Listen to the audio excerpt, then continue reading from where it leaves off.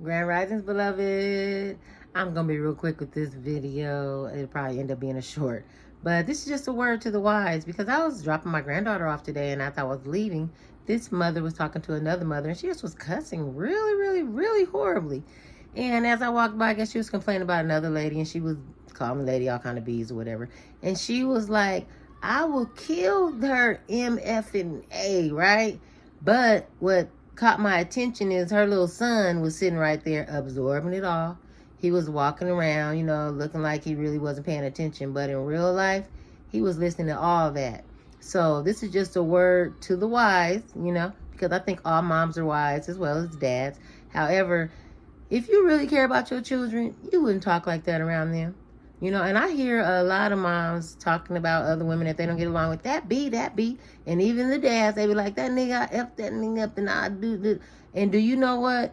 That's what you teaching your little seeds. You might say something else to them, get along and don't get in trouble in school. But if outside of school, you at home and you cussing like that, and you out there smoking bud or drinking or doing whatever you're doing, what you think they're gonna really do when they get outside of your your watch? And just like watering a flower, if I water a flower with water, it's gonna grow nice and healthy. And guess what? If I water a flower with urine, it's gonna grow, but it's gonna have that filth inside of it.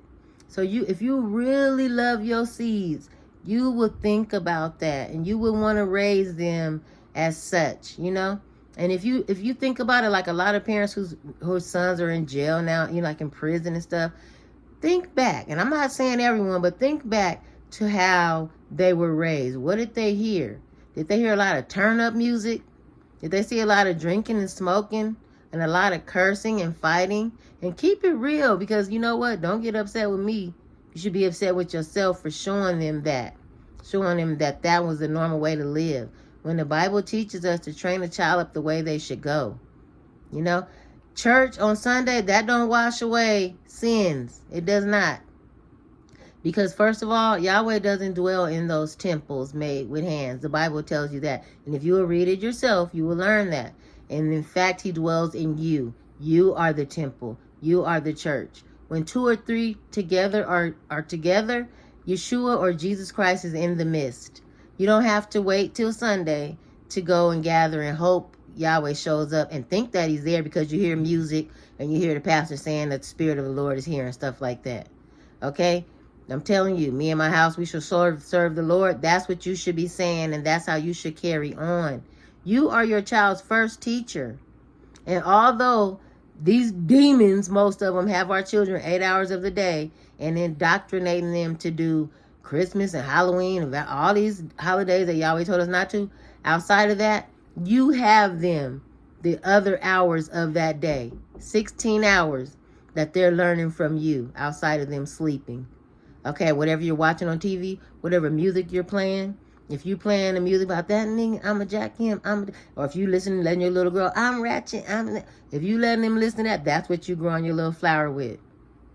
And the Bible also says that if you didn't tell the wicked, because I'm telling you, if you don't stop them now, they're going to be wicked.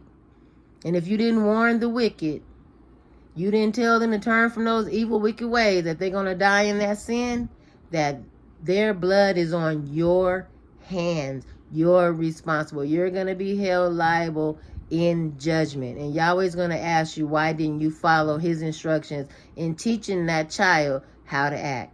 Anyway, I hope this helped you. I hope it will help you to reflect and then go over how you're raising your little precious special seed.